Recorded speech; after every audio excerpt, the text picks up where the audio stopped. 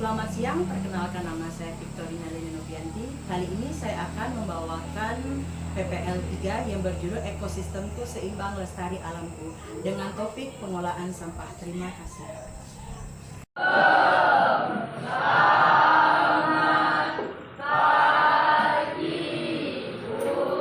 Pagi, sebelum memulai pelajaran, mari kita berdoa dulu.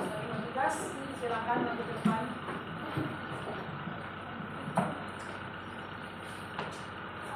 Teman-teman, sebelum kita belajar, marilah kita berdoa. Berdoa dimulai.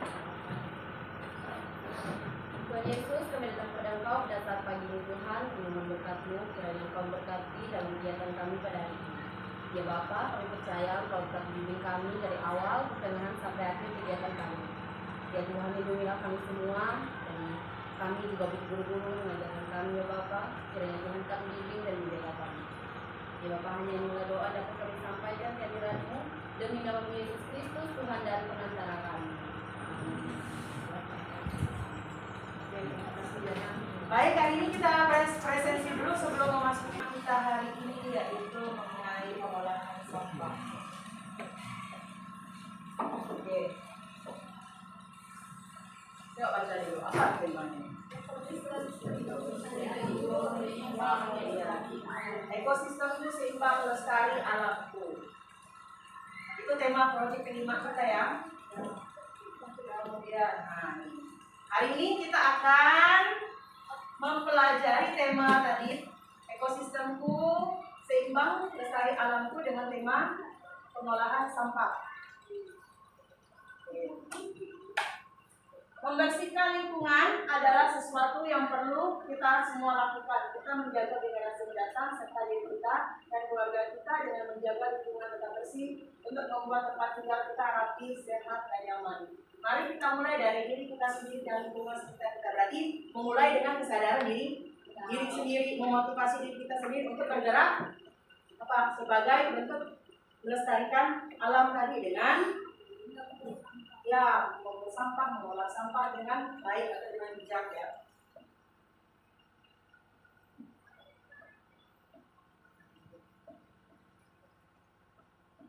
Tuh, ada jenis-jenis sampah. Saja jenis sampah. Oke, sampah organik. Coba dulu Desya baca sampah organik itu apa Desya?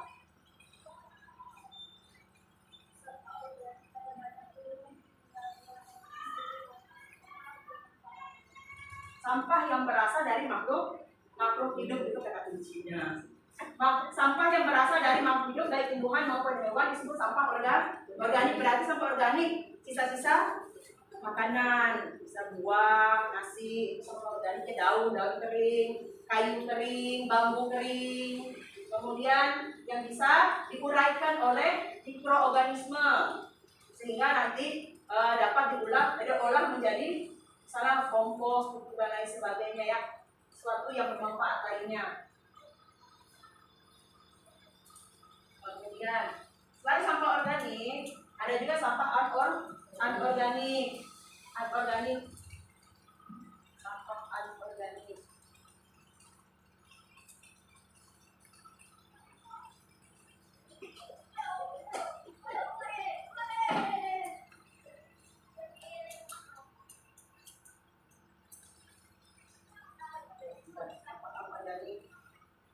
Berarti kebalikan dari sampah organik. Berarti sampah apa ini? Coba baca dulu Mei.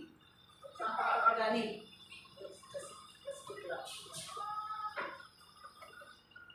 Sampah organik.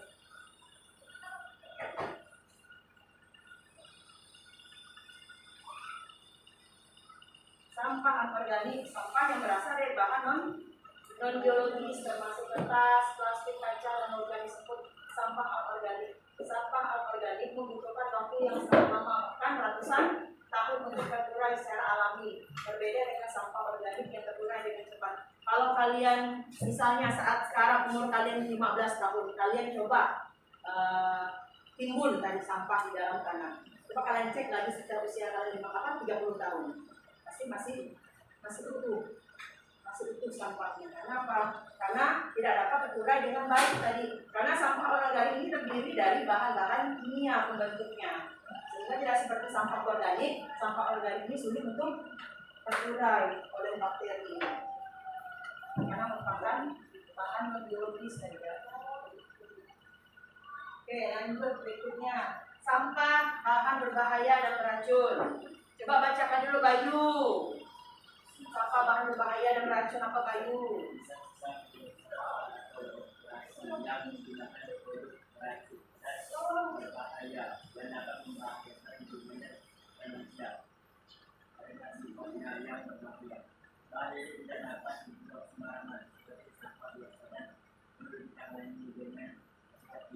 Oke, ya seperti sampah bahan berbahaya dan beracun ini. Coba kalau kalian lihat di rumah sakit ada ruangan khusus untuk mengeluarkan sisa-sisa obat-obatan tadi, sisa botol-botol, biasa botol suntikan tadi, karena mengandung bahan kimia yang berbahaya untuk lingkungan. Makanya dia ada ruangan khusus untuk membakarnya di suatu tempat agar asapnya maupun polusinya tadi tidak membahayakan masyarakat. Karena berbahaya ya, kita hirup saja sudah terkontaminasi, kita sudah berefek buruk terhadap kesehatan diri kita ya, fisik kita ya.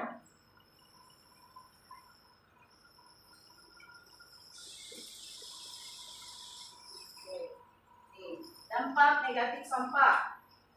Yang pertama itu pencemarannya. Sampah dapat mencemari udara, air, dan tanah, terutama sampah kimia dan plastik. Sampah dapat membocorkan material berbahaya ke dalam tanah, mencemari sumber air tanah. Kemudian dapat juga merusak ekosistem ya, kerusakan ekosistem.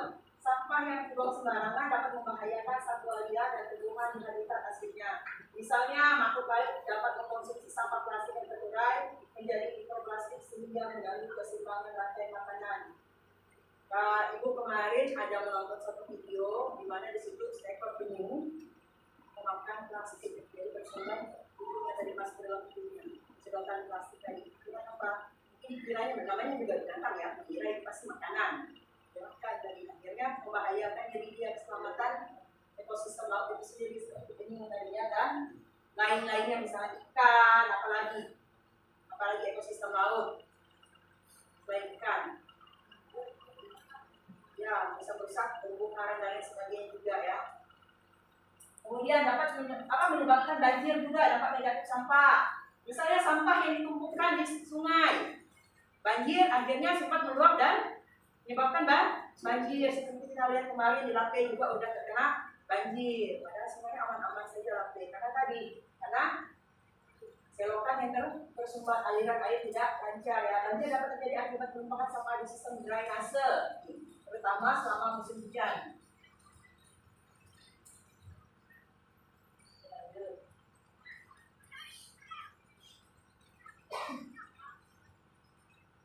Manfaat pengelolaan sampah dengan baik.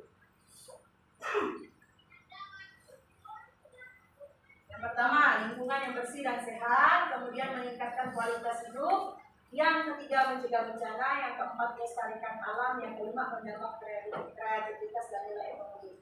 Kaitannya dengan kreativitas dan nilai ekonomi, misalnya tadi kalian mendaur ulang sampah, kemudian kalian menjadikan suatu produk bermanfaat, kreativitas dan lain sebagainya.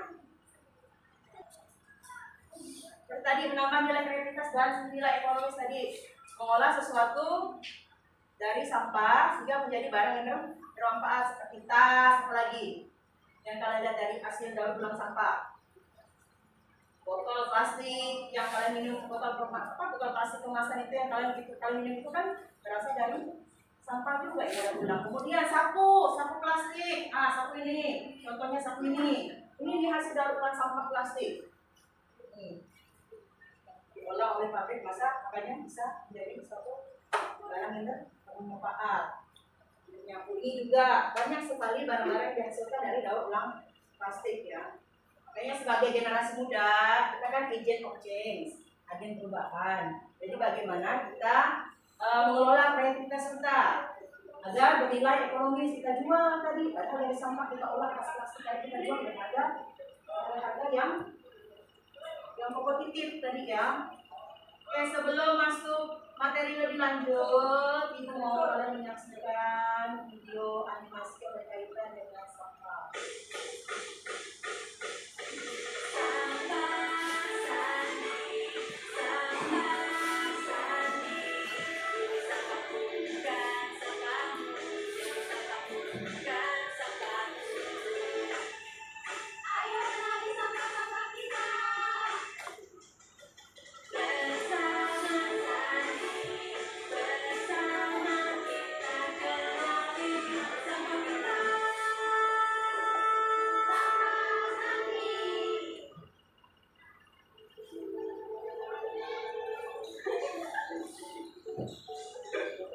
Giliranku ya. Yeay, aku menang. Ya, kalah deh. Itu hadiahnya nyala. Oh iya, katanya baru kecil ini butuh bantuan. Saatnya beraksi. Ya. Ayo pengantin.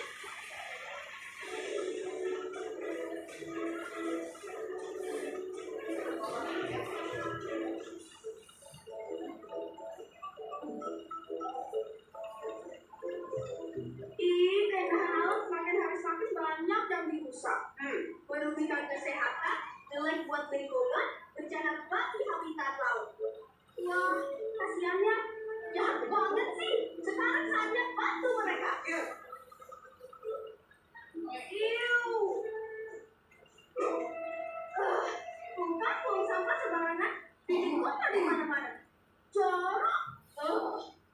halo teman-teman, aku Sarpa Saki dan ini sahabatku, Buang Sampah, Recycling Rena. Hai. Lihat sebutan deh, kamu tahu nggak dari mana sampah-sampah ini berasal? Ya dari kita. Wow. Saatnya kita ikut membuat perubahan positif agar bisa menikmati keindahan lingkungan sekitar kita untuk generasi selanjutnya dengan 5R.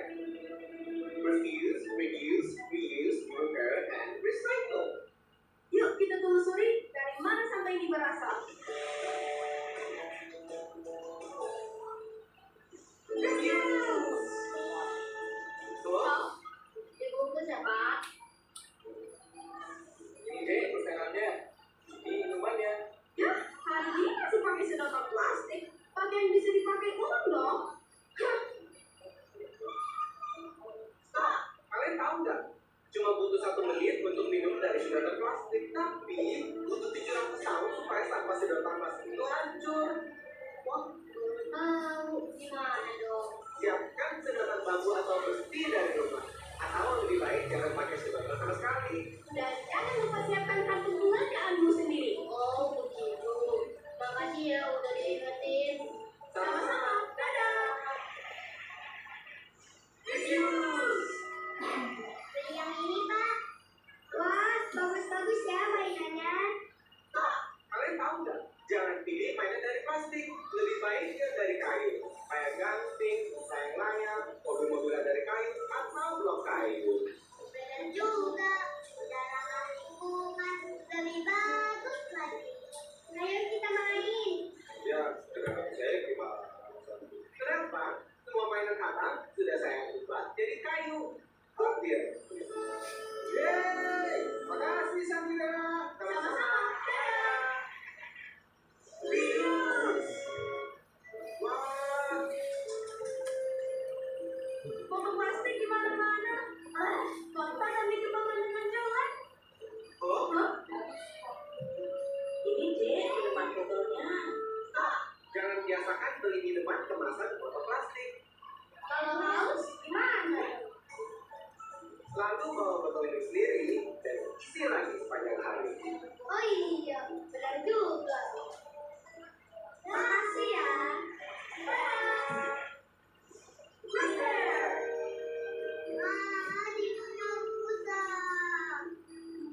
Kamu sih nggak hati-hati. Buang aja deh kalau nggak bisa dipakai lagi. Jangan dibuang. Betulin semua ini udah lama kok. Supaya kamu bisa menggunakannya lagi atau diberikan ke orang lain yang membutuhkan.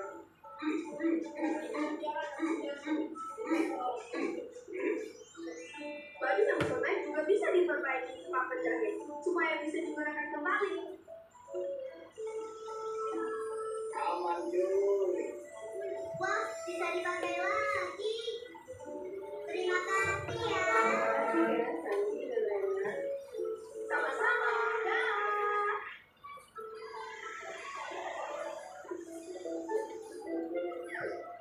Wah, apa tuh?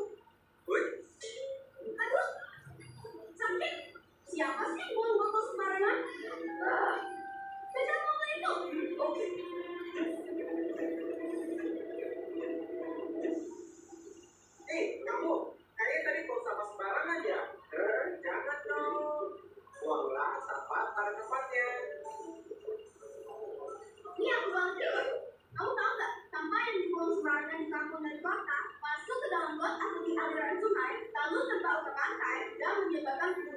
bukan lautan. Maaf ya, nggak lagi deh.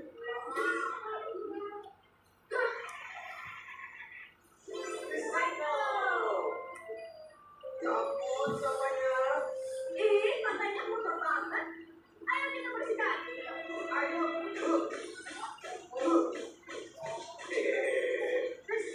Recycle sebanyak-banyaknya dan pastikan membuang sampah ke tempat yang tepat. Jika kamu memilahnya dengan benar, sampahmu bisa jadi harta yang berharga bagi orang lain. Wah, ada penyuluh bantuan. Oh, kasihan sekali kamu. Sebentar ya. Nah, sekarang kamu bebas. Hati-hati ya di laut.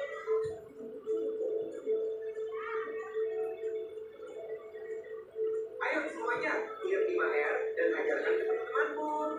Tim mata kecil bisa bikin perubahan besar. Wah, ada perubahan lagi. Ayo kita berangkat. Dadah semua. Reduce your waste to zero.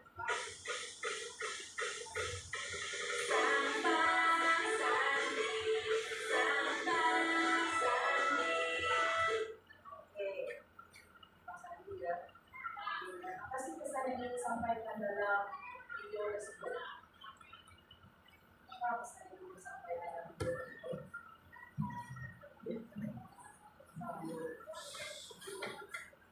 Apa sih pesan yang ingin disampaikan dalam video tersebut? Pak, Alek. Boleh. Atau ada yang berani? Ada yang berani? Apa sih pesan yang ingin disampaikan? Hah? Ayo Cassandra. Apa Cassandra? Apa pesan yang ingin disampaikan? Jangan membuang sampah sembarangan. Apa Indonesia? Dari Cassandra, Tania. Ya, pandai buang sampah. Oke, apa lagi? Yang laki-laki. Randy, apa Ren? Apa Ren? Pesannya? Apa Ren? Ini apa pesannya Win? Apa Win?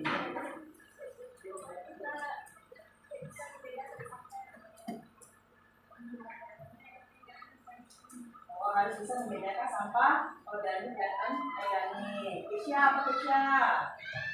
Apa Keisha?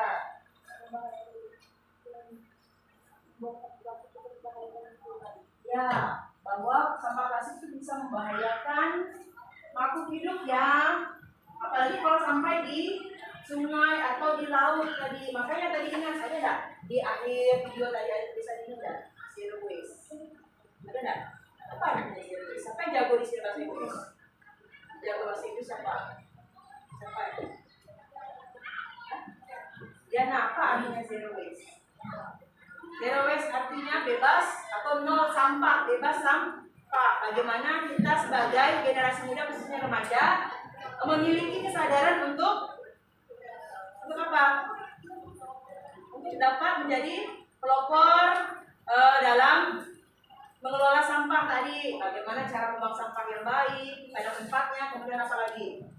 Dapat memanfaatkan sampah yang ada, dipakai kembali, reuse, sehingga dapat bermanfaat lagi bagi kita, dapat digunakan kembali ya.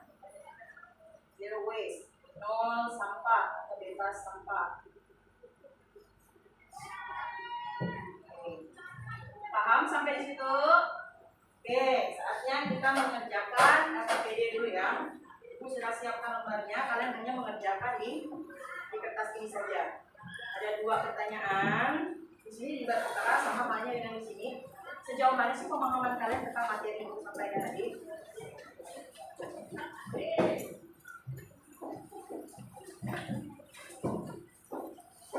Nama jangan lupa, nama kelas.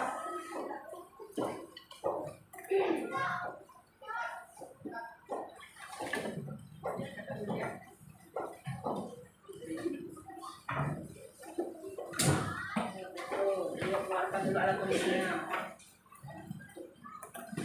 Tinggal tulis saja di sini.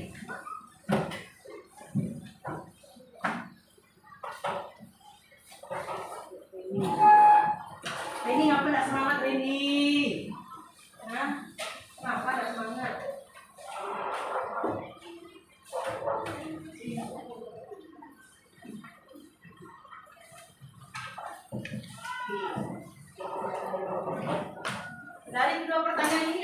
pertanyaannya masih membingungkan kalian, boleh ditanyakan dulu, saya mengerjakan.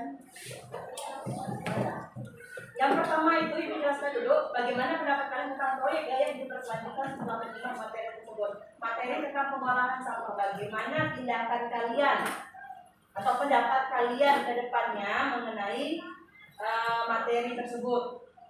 Apakah berkaitan dengan gaya hidup berkelanjutan tadi, pengelolaan sampah tadi, untuk kehidupan yang masa apa yang akan datang tadi? Pendapat kalian ya, tentang proyek gaya hidup berkelanjutan.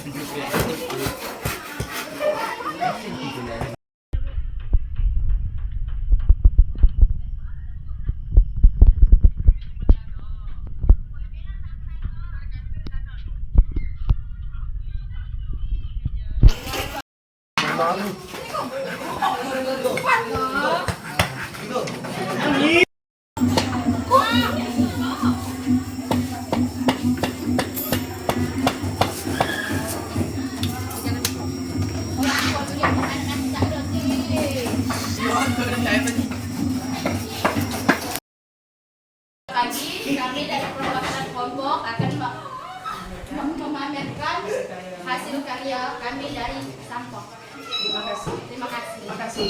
Tangan dulu.